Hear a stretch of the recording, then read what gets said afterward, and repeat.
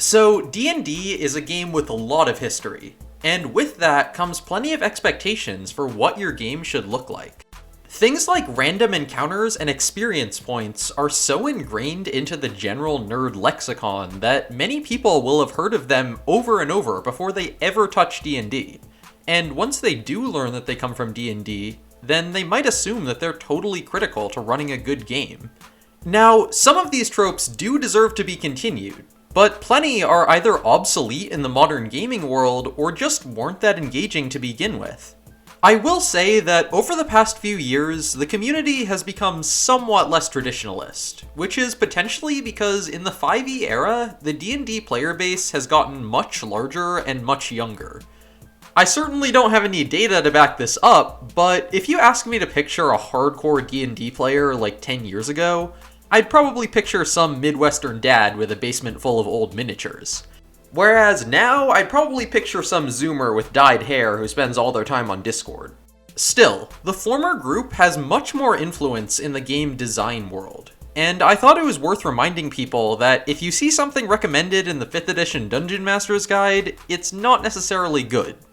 So here are 7 tropes that more or less belong in the past, and that DMs should at least think twice about before using. For most of these, there are a few niche scenarios where they might work, but you shouldn't use them by default. My first entry is something that I've already hinted at: random encounters. D&D campaigns are already incredibly time-consuming, so anything that you could describe as pure filler should probably be cut. And if nothing else, this includes choosing a random group of monsters to attack the PCs for no reason other than giving them something to fight. Or maybe introducing a random NPC who probably has nothing to do with the rest of the adventure. By all means, throw the heroes into a fight if you need to break a lull in the action. And if you want to organize these spontaneous encounters on a table, that can definitely work. But don't determine them randomly. You should choose your encounters based on what will work best for the moment. If you need to establish an encroaching hobgoblin empire as a major threat, then let the PCs be ambushed by hobgoblins. If you want to play up the rogue's shaky sense of loyalty to the rest of the party, then have them run into one of the rogue's old friends, who asks the rogue to come with them on a heist that would interfere with the rest of the party's mission. That way, you can keep your players on their toes while also moving the larger story forward. It turns out many of these bad tropes involve bloating your campaign with too much filler, which brings me into my second entry: massive dungeons packed to the brim with monsters. Obviously, clearing dangerous underground complexes is a big part of D&D, it's kind of in the name, but it's very easy for a dungeon to overstay its welcome. Fighting similar monsters in similar rooms is going to get repetitive, and it rears its head in pretty much every 5e module. Every group I've played those pre-made adventures with would probably agree that the dungeon crawls could be incredibly tedious. This isn't to say that you can't use a massive subterranean labyrinth as an adventure setting. You should just be a little more sparing with actual encounter locations. It's neither realistic nor fun to shove a monster in every single room. If you stick to just a few unique encounters and dedicate most of your rooms to merely showing hints of what's to come, your dungeon crawl will be far less tedious and far more memorable. My third trope to avoid is using tons of unrelated sapient monsters just for the sake of it. The monster manual is a massive menagerie of weird and wondrous creatures, and that's part of the appeal of the game. Nobody wants to spend session after session fighting bats, rats, and angry tax collectors. But if you try to include everything, it'll be hard for your campaign to feel unique. Even by fantasy standards, D&D includes everything in the kitchen sink, and it's especially egregious when plenty of monsters are essentially the same aside from slightly different stats. Like, let's be real, what's the thematic difference between a hill giant and an ogre? Or what about a wraith and a shadow? Or how about a wight and a ghoul? If you include both creatures in any of these pairs, you're likely to confuse your players, or at least risk your world coming across as kind of a cheap hodgepodge, where your players will expect a given species of monsters to just show up, fight the heroes once, and then disappear off the face of the earth. But if you focus on just a few kinds of monsters, that gives you plenty more opportunity to flesh out their history, culture, and context in the rest of your world. At first, you might think it would be difficult to plan unique encounters this way, but that's not really the case. There are plenty of resources for alternate versions of classic monsters in both expansion books and homebrew sites. It's also possible to just reskin existing monsters. For example, maybe you could use the hill giant stats to represent a bigger, meaner ogre.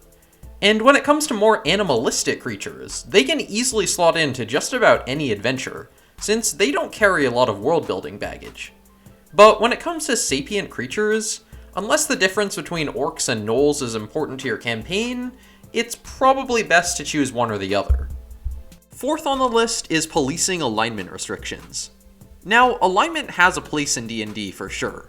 It isn't only useful for making memes about game companies and sandwich preferences, just mostly.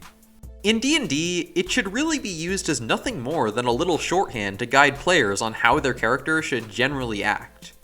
I don't think there's ever a reason for a DM to tell their players that some action isn't really lawful good. For one, it usually doesn't matter, since alignment is mostly just flavor in 5th edition.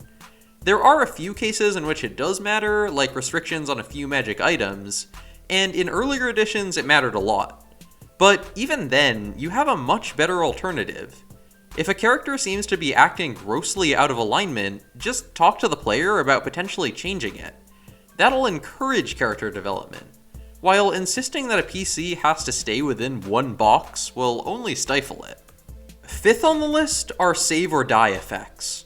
These are pretty rare in 5th edition, but earlier editions were absolutely full of traps and monster abilities that straight up killed a PC if they failed a saving throw. Randomness is obviously a big part of D&D, and it's always possible that an encounter will kill a character even if they made all the right tactical decisions. But when your character is killed in an epic battle, it can work because you as a player have time to process their downfall, to get a final scene of emotional attachment as you realize the end is near. If your character just steps on a magic landmine and dies out of nowhere, it'll be incredibly anticlimactic and probably frustrating. A good trap or curse should be a setback, only potentially deadly to PCs who are heavily injured already. It can be a major setback, like a permanent polymorph or feeble-mind effect, but it should be at least potentially reversible. Sixth on the list are experience points. I've already talked about them in my video about bad 5e mechanics, but since they're treated as optional, I thought they were worth mentioning here as well.